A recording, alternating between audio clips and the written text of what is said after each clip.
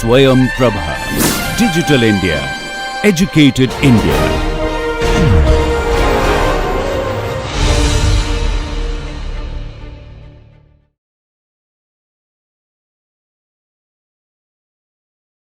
So, okay, welcome back.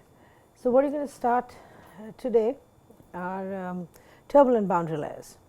Okay. So, to sort of grasp all this, I think a basic knowledge of boundary layers, laminar boundary layers is necessary. So, I also have another NPTEL lecture called Introduction to Boundary Layers, and of course, there are other sources on the web. You can look at those, and I consult Schlichting's book. Okay, so you'll need to sort of know that in order to grasp all this. So, but I'll just sort of, I won't be able to do any details of that in this class, right? However, I'll try to, some basic concepts and understanding of boundary layers is necessary to sort of, grasp this material. So, you'll have to do that sort of study. Okay. All right. So, essentially what we're going to talk about today is turbulent boundary layers. Okay.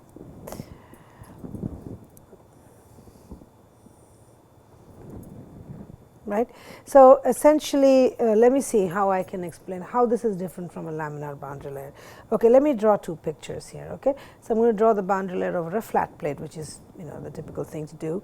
So, say I have okay, let's just okay. So, I have a flat plate. Okay. Let's just do this here. Same thing, I have another flat plate here.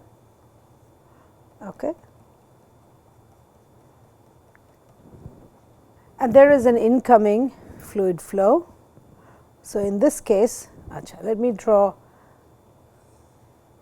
axis system.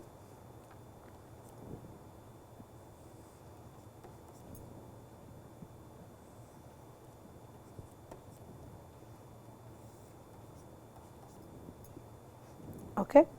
I have a fluid which comes in.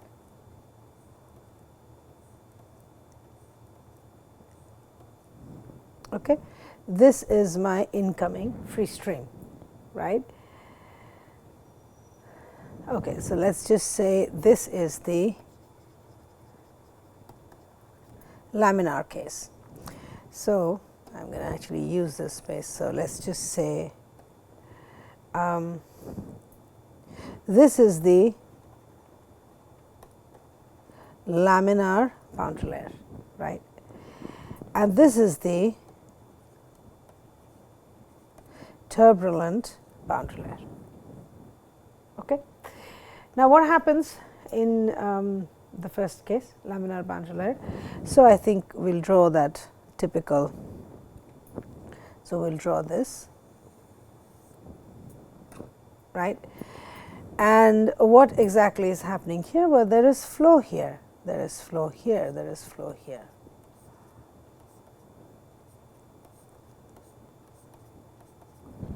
Right? Flow is happening, right? But what is different? I mean, so you had the free stream which came in here, but then there was no flat plate. Now it's encountering the flat plate. I've drawn this green thing, but this is the demarcation, right, of the boundary layer flow, right, which is here, and this is dominated by viscosity, and a little distance away from it, it's again just a free stream where the effects of viscosity are negligible, minimal. So, we can ignore that, we use potential flow to solve that. Okay. So, what is the difference then? It came in like this. So, this was a velocity profile that I have drawn here. How would this look like? So, let me sort of erase these things. Okay. I am going to erase this and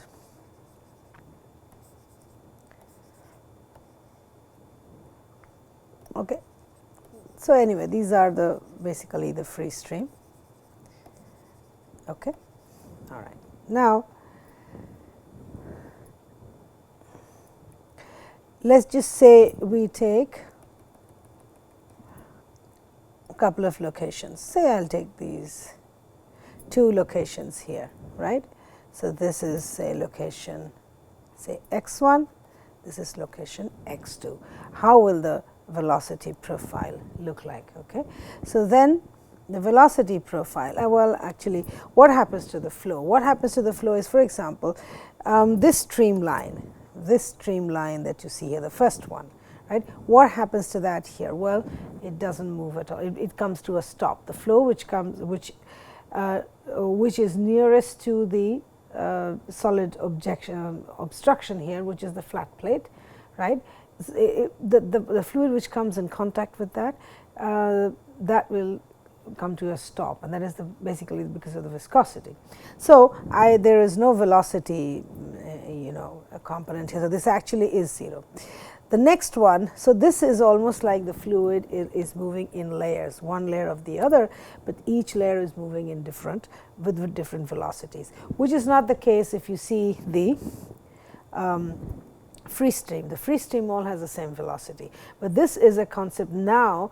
The moment it encounters the flat plate, right, the viscosity property, the viscous property of the fluid becomes dominant, right, for the fluid in a distance which is very close to the surface, and this is that distance, or this is a region in which the viscosity is dominant, and that is essentially your boundary layer.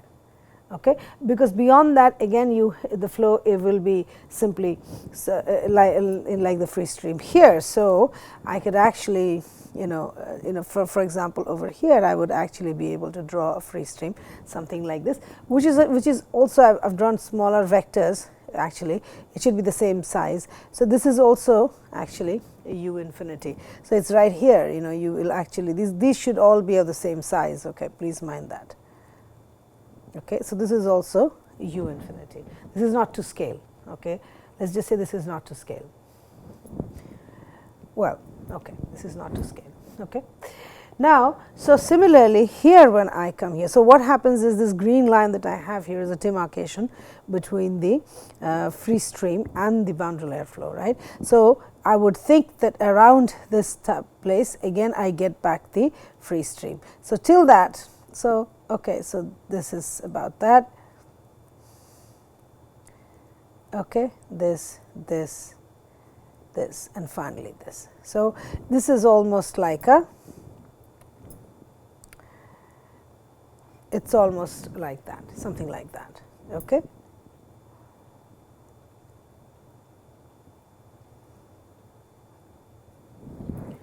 Okay. So, similarly you have that here.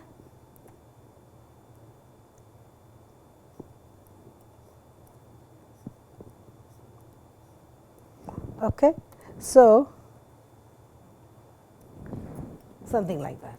Okay. So, at x 1 and x 2 you have these boundary layer profiles, where here actually it is again right here it is actually u infinity, right. And at every location therefore, now how do I calculate the height? That you can see that. So, I keep moving such that finally I am able to, because here if I measure the velocity is going to be 0, right, like at the wall, here it will be 0.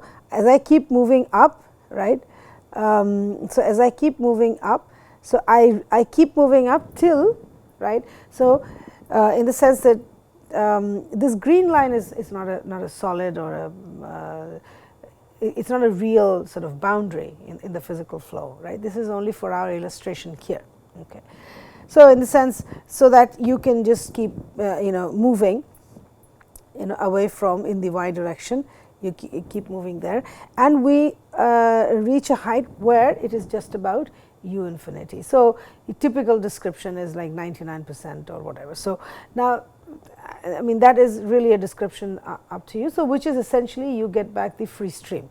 So, till about that time what the distance that you have, so that is your essentially your boundary layer and we denote that height by this. And as you can see, that height is different along x, right. That the height along x2 is, say, so we will just write that as this. It is a function of x. So, you can see that because that height is this,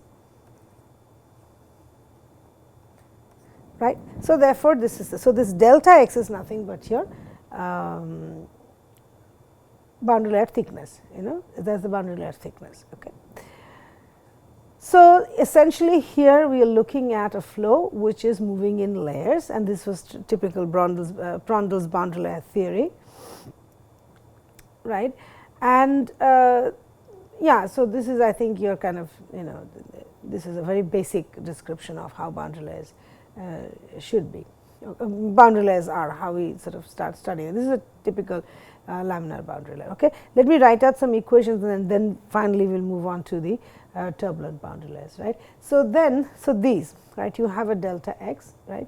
So, delta is your height. So, delta is also going to be, you have an expression for that. There is something called a boundary layer displacement thickness and boundary layer momentum thickness. Okay. Now, I will briefly describe that. So, essentially what happens is that you can see this if you take a control volume, right. If you take a control volume which is encompassing this, right. So, let us just say this is your control volume, right. Actually, this top, okay, this AB, right, will make it coincide with the green line. Okay. Just think about that. I am going to just leave it like this for the moment. What I want you to just see here is that the flow coming in through AD has the kind of profile which is u infinity, which is a uniform velocity profile along y, right. But clearly at BC that is not the same, right. So, if you say what is the momentum which came in, what is the momentum that came in, yeah. So, that would be mass into velocity, and how would we care? So, there is a certain difference in this momentum, is not it, at AD and BC, right. So, therefore, if I took just this height, so let us just say this height is h, let us just say this height is h, okay. Let us just say this height AD is equal to h. Okay. So, if BC is also equal to h, I am not going to get the same momentum, because if you see here, right, when I am talking about BC actually. So, if I took the boundary, if I took the AB to some match with this green line, say, right, then my h would be same, right. So, I would basically say this h and this h. So, the same height is not going to give me the same momentum across that boundary. So, essentially what I am trying to say here is the boundary at, say, the right hand end of your control volume, which is, say, BC. Now, that needs to account for an extra height above this, right. So, which will give me a difference between the momentum which came in, because this is a velocity which is u infinity throughout. It is a uniform. Here it is not. Here is u infinity only at the top, and etc. is very small. So, therefore, I am going to have a deficit of momentum, right, which is going to be transferred, and that cannot be allowed. Momentum has to be conserved, right. So, therefore, we take a height across, in the y direction of the fluid, right, where the velocity will be the free stream, and if I add that to the velocity, the momentum across the velocity profile here, then that should add up. Right. So, that extra height is what is called as the displacement thickness, right. So, that I can sort of, let us just say that height is this, and I am going to call that, so that height is actually called, and as you can see, that height is also a function of x, it is also a function of x, right. So, actually that is not the, sorry, I wrote momentum thickness is that, but I wrote this is not the momentum thickness, we write as this. Momentum thickness we write in terms of this is how we denote, this is the momentum thickness. Okay. So, theta is essentially in this case, so theta Okay, let me write it here. Okay, so theta is essentially momentum thickness, okay, of a boundary layer. Now, so this is, we conserve the momentum, we also need to conserve the mass. So again the same concept, right? If you see the mass which is coming in at say AD, it's not the same mass which goes out of BC if I take this velocity profile. So I need an extra height, right, and that extra height will give me back the total mass that is coming in, right, account for it. So that height is actually called the displacement thickness, and that is a displacement thickness. Let me not sort of, this is also dependent on x and this is also dependent on x, the momentum thickness, as you can see, right. So this is your boundary layer displacement thickness, right, and these two are not equal, these two are not equal. Okay. So, okay, so that basically that. Okay, so then I can write, you know, using basically using that concept itself. So I can write out the expression as, so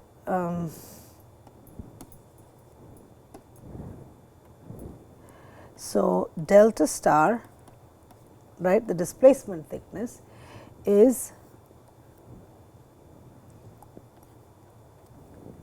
so we take some height in this case, you know, so let's just say we'll take some height, right. So we'll take some height, and that height, so u, right. So this this velocity here, it is denoted as velocity profile. So that is denoted as, right. So this component which is in the x direction, right. So that is going to be that u by u infinity into 1 minus, okay, I made a mistake, sorry.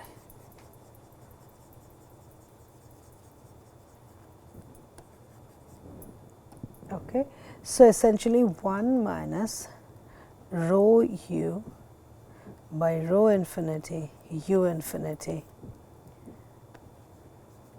dy, okay, and theta x, which is the momentum thickness, is again to h naught, is essentially u by u infinity 1 by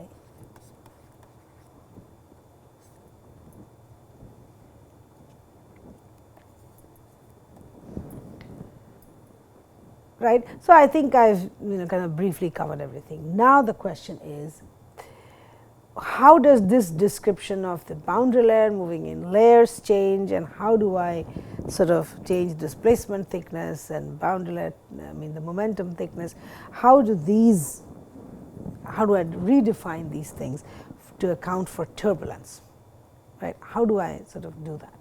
Well, I think the picture remains exactly the same. The picture remains exactly the same, except for, let's look at this. So what we will do is exactly what we've done earlier when we started considering what a turbulent flow. We basically said the turbulent flow has a mean flow, right. What changes here is, so this bit, right. So let me just write that, that is your mean flow, right. So this is the mean flow, which is superimposed with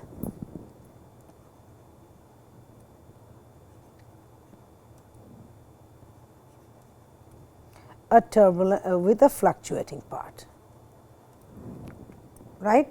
So this fluctuating part is nothing but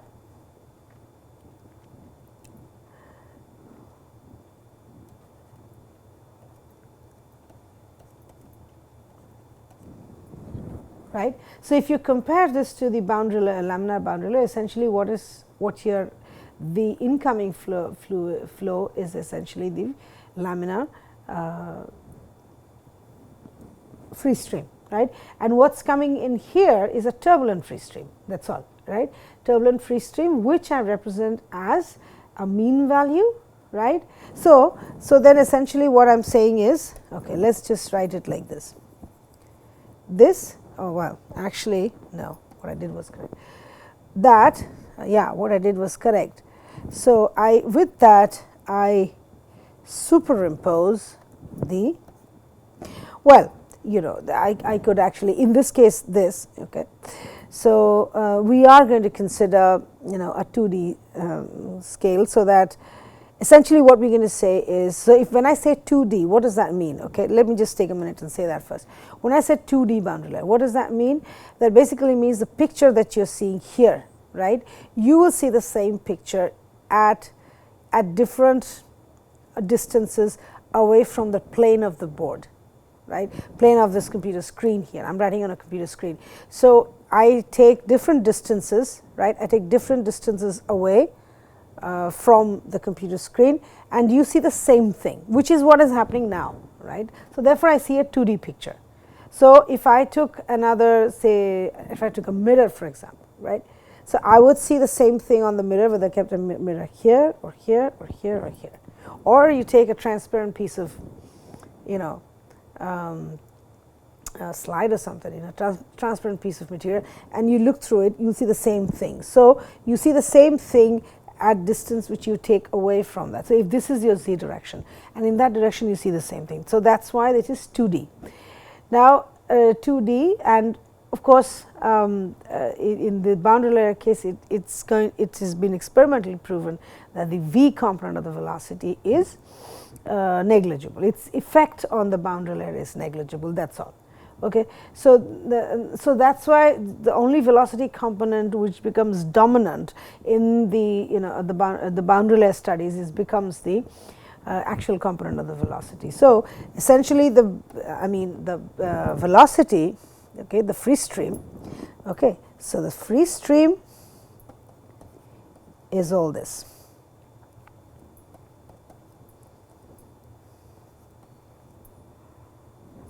Okay, I have to sort of write that a little differently, isn't it? Okay.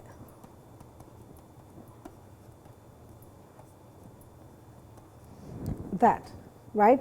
Now, we get rid of that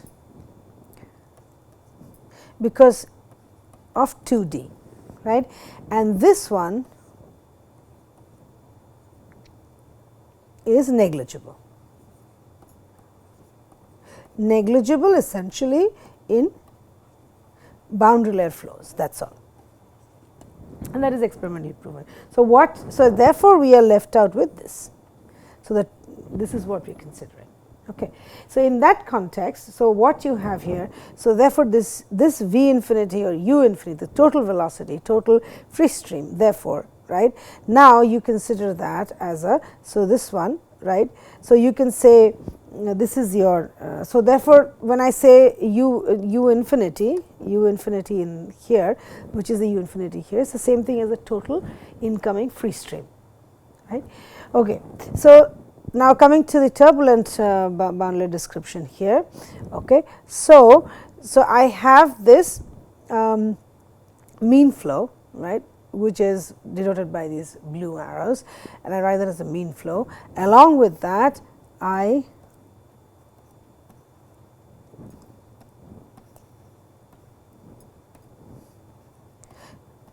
this is the fluctuating part, right, and this whole thing then is basically equivalent to the free stream, right. Free stream, you know, essentially that, which is this, right. So, essentially the free stream now, the dominant free stream is essentially the axial component or the component of velocity which is in the which is right along the flat plate, you know, that is your action, you can consider that as an axis. Okay. So, that is my, so now that is the case, right. So, then what do I do? You know, I again have to redefine, I have to define. So, let us just say, what color should I, you know, what color should I take? Okay. This is my boundary layer. How does that change? Okay, what is going on here? Okay. So, I would think so now the point is, how do I redefine the boundary layer displacement thickness, boundary layer thickness, displacement thickness, momentum, I mean what do I do, right? Well, what you do for the turbulent case is essentially this, right. The definitions all remain same, except this is the difference. Okay. So, like I said, how do I calculate the delta x here? The delta x, which is the boundary layer thickness, is how I calculate that. I start from the plate, which is y is equal to 0. I keep moving away with y increasing. I go till the velocity, which was 0 at the wall, at the plate. It increases slowly, and finally, I reach the free stream, where I am getting back the full free stream, which is u infinity. Otherwise, it is a fraction of the it is 0 at the 0 at the wall, and it is less than u infinity between that, okay, within delta. So, in this case, and then we basically, this is a very typical description. So, essentially it should get back about total of it. So, essentially so in here, so u infinity, this u y, right. So, at y is equal to 0, right, which is the flat plate, right. So, u is 0, right. Now, at y is equal to delta, u infinity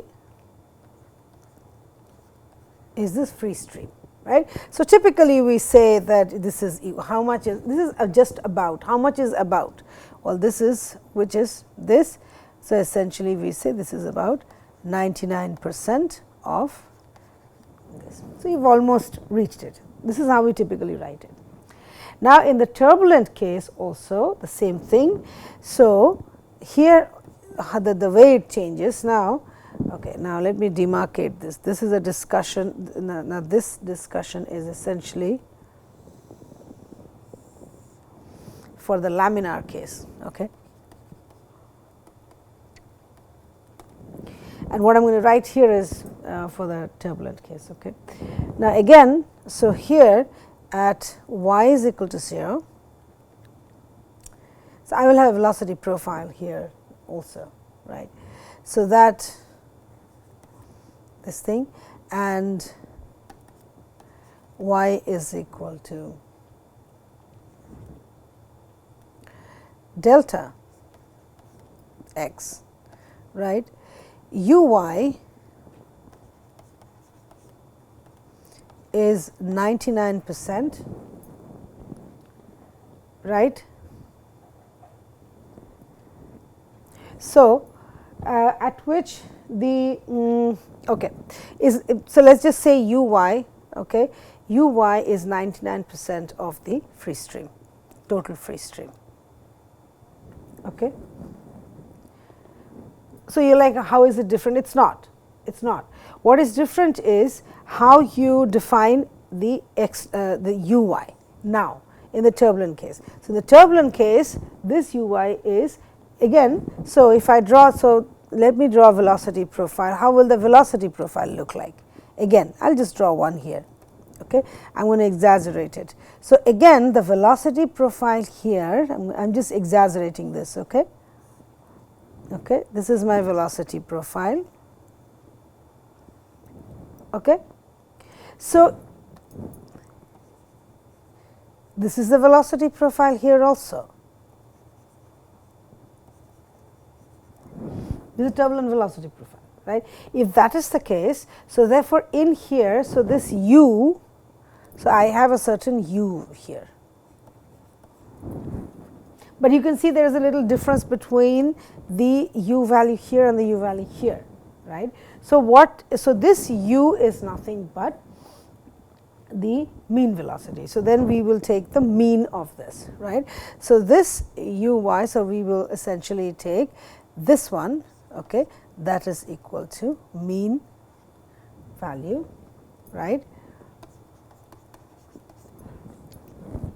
right, because now that will depend on at which location of x and throughout your y, right. So, the thickness is defined as the height, right, at which the mean velocity in the x direction, the mean velocity in the x direction, which is this,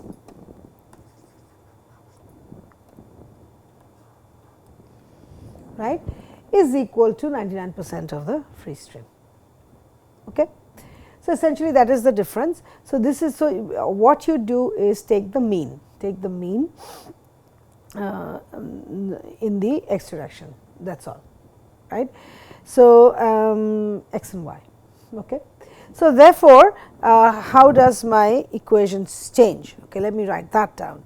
So, then my delta displacement thickness, okay. How do I change that? Again 0 to h naught is 1 minus rho by rho infinity, and all we have here is u mean, right, that is the difference, by u infinity Ty, right, that is the difference. So, you can look at the difference between the laminar and the turbulent case. Okay. And the other one is the theta, right. So, again theta is equal to, okay. So, it is u mean by free stream 1 minus u mean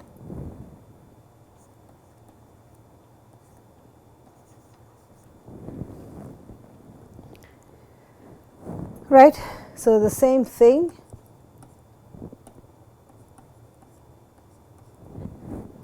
right. So,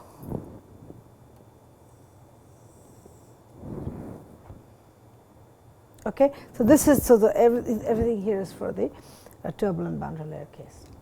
Okay. So, that is how you sort of redefine for the laminar case and for the turbulent boundary layer. Okay. The question that I am going to ask you here, ask or sort of, yeah, I guess I am thinking aloud, is that do you like the description? Do you think this is okay, or you know, you are a little confused?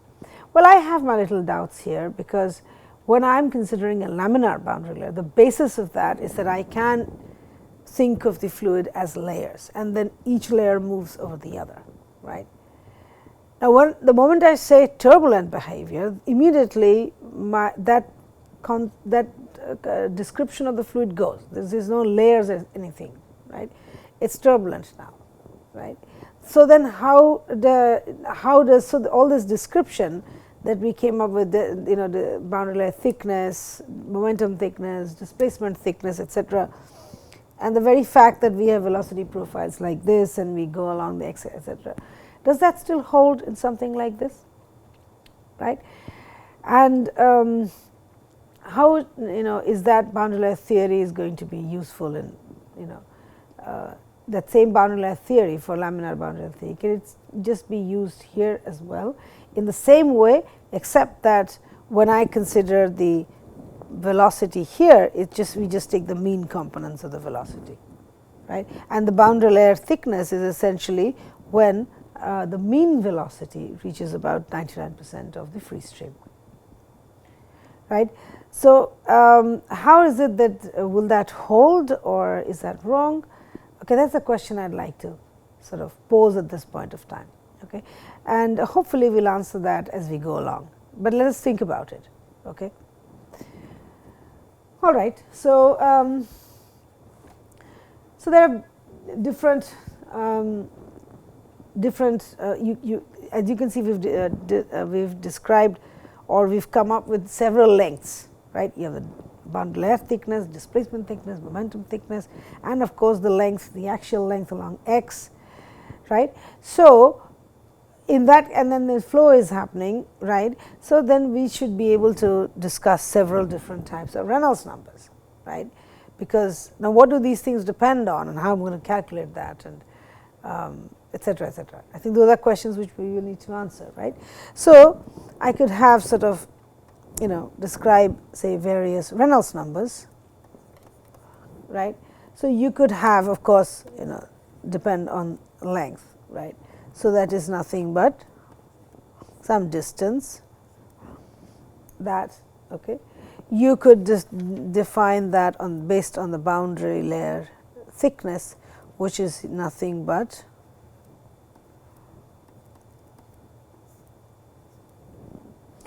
and do you see that if I let me just finish this and then we'll discuss.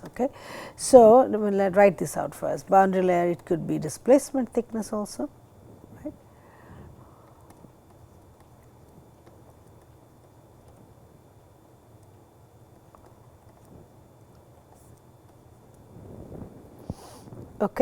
And then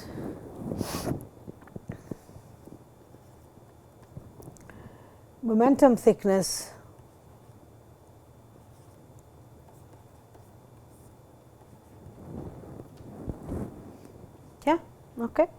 So, as you can see here,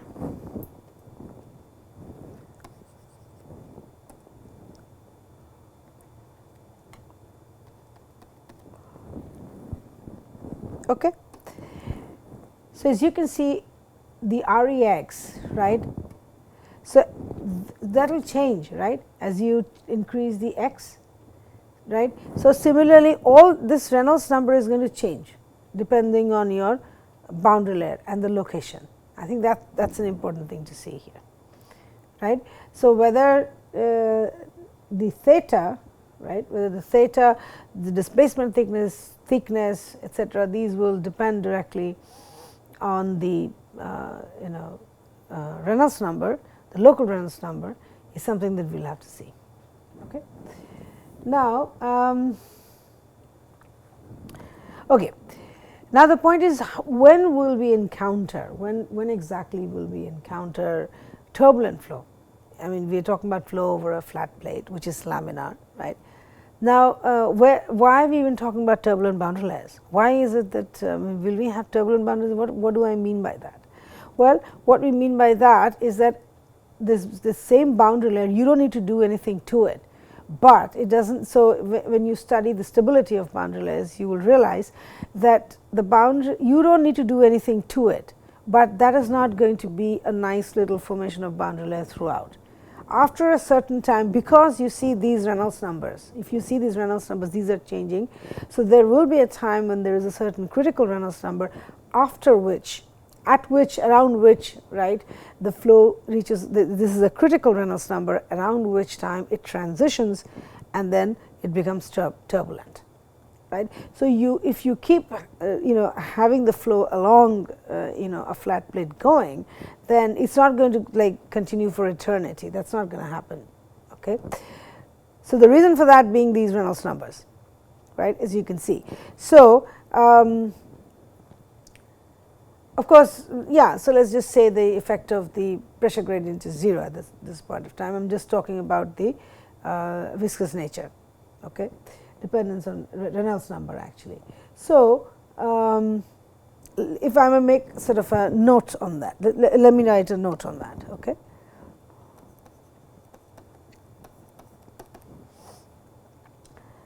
Now, so in a boundary layer,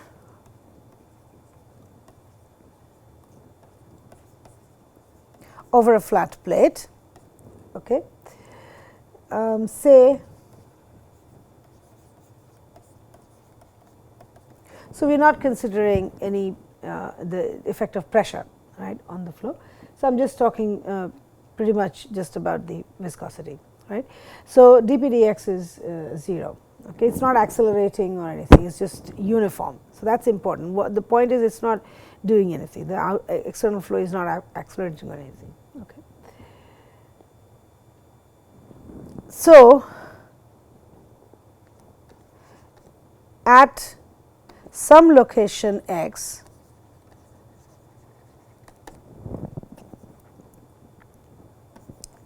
say from the leading edge of the plate, Rex, right, is critical. You can see that, right. So, Re is constantly increasing, right, if you increase the distance, right, critical, which is about 1 million, right. So, this means it leads to start of transition, right, and followed by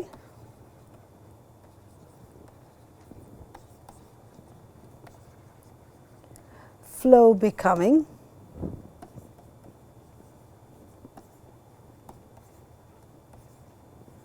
fully turbulent. Okay. So, that is what we mean by the critical Reynolds number. Okay. All right. Now, the mean momentum equation in the y direction. Okay. So, let us see what that is. Now, mean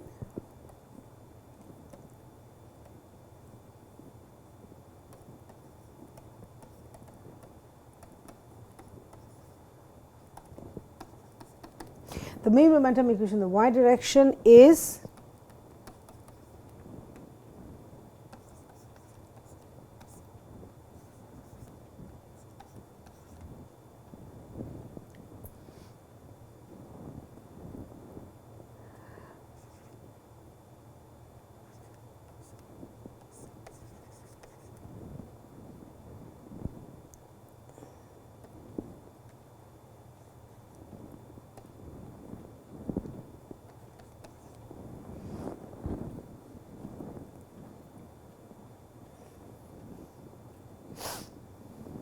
okay.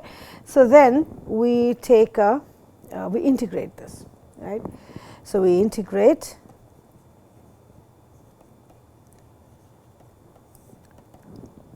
so what we get is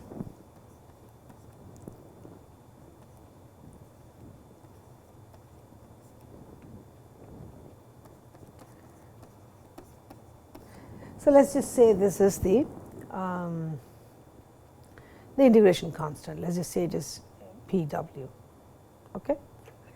Now, let me first talk about that and then we will discuss some more on that. Okay. Now, this okay, let's go back to the previous page. Okay. Now, this P w that I have written on the right hand side, okay, this P w, okay,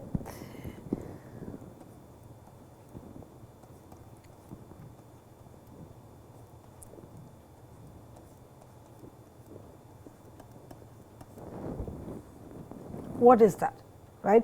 The mean pressure at y is equal to 0, right, at y is equal to 0. So, essentially, so in this case, which is the which is on the axis of the flat plate, which is on the flat plate basically, right. So, P w x is essentially P bar, which is the mean P, right, at that particular x, right, at y is equal to 0. Okay. So, essentially this one, okay, so this essentially means what? Means y is equal to 0, which means this is the wall. Okay. So, I can write here is the mean pressure at the bottom of the wall. Okay. So, that is what I have written here. So, it is the mean pressure at the bottom at the wall, you know, this I have written it here, that should be okay. Okay. So, then therefore, dP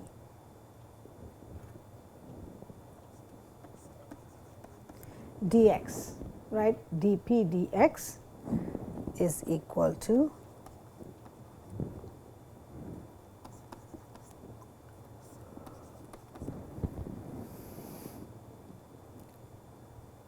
so that's why I'm calling it W, which is essentially meaning wall. Okay. So, this, right.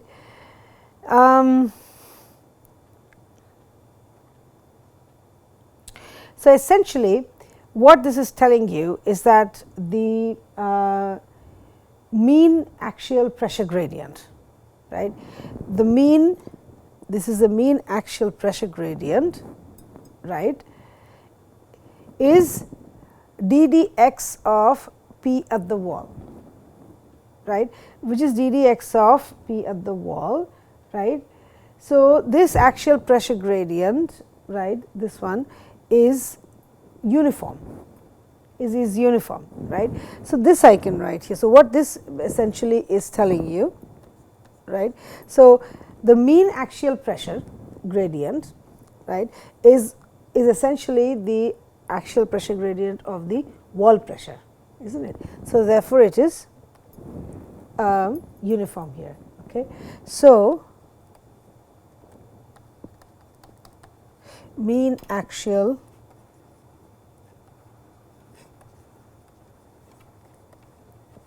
pressure gradient, right,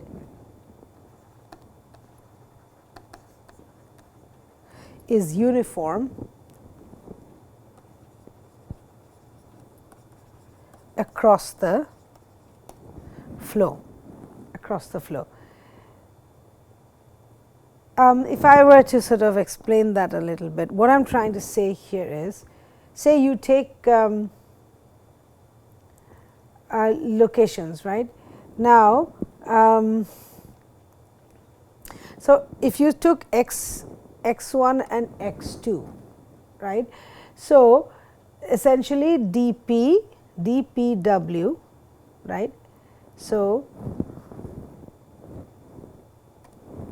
dpw, right, x2 here. So, dpw at x2, right.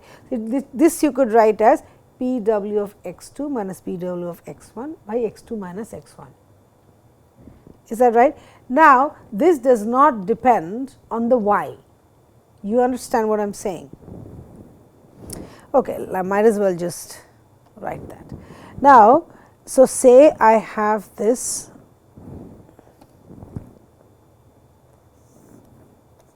this is my y, this is my x, right.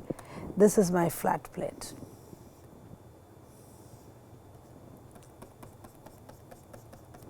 Okay, I have this. Okay.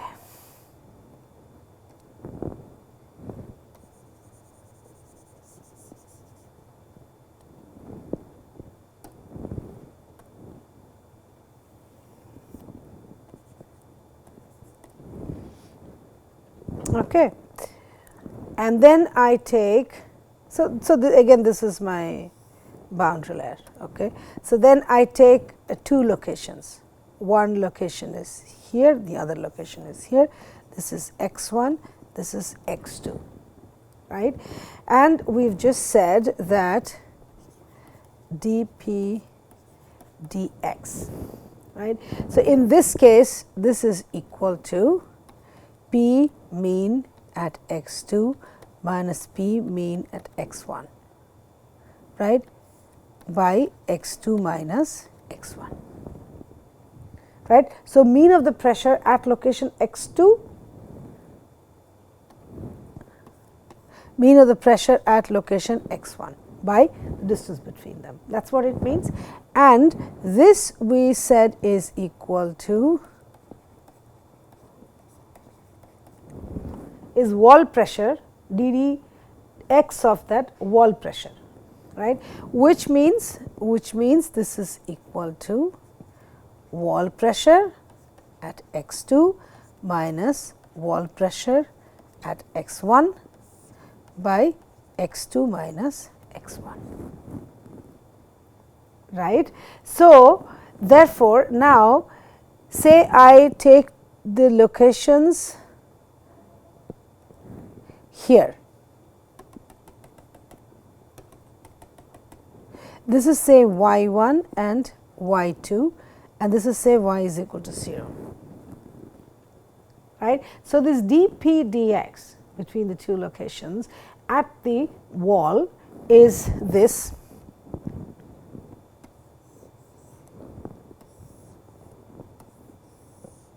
right.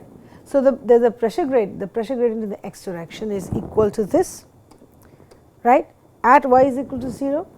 What is this at say y1? It's the same, right, because what this pressure gradient in the x direction is actually equal to the wall pressures, is the difference in the wall pressures, right. Is a gradient in the wall pressures in the x direction, which is so therefore it is uniform, right. So everywhere you go, so y1, and if you go to y2 or to any other at any other y location, this dp dx is not going to change. So, the dp dx does not change. Okay.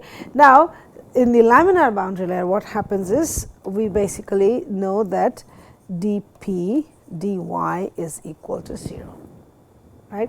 This is for a laminar case, boundary layers. So, and pressure is actually free stream pressure, right. So, if you have pressure here, that is going to be imposed onto the boundary and it does not change. For dp dy is equal, right. And here what is that the dp dx, right. So, in what we see is that p, define that a little bit better. So, this, right, is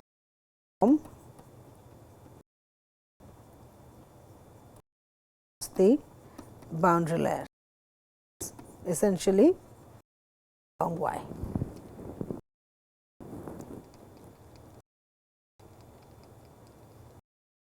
Okay. All right. That we needed to talk about. Now, we still need work on the mean momentum equation in the y direction, more on those lines, which in the next class.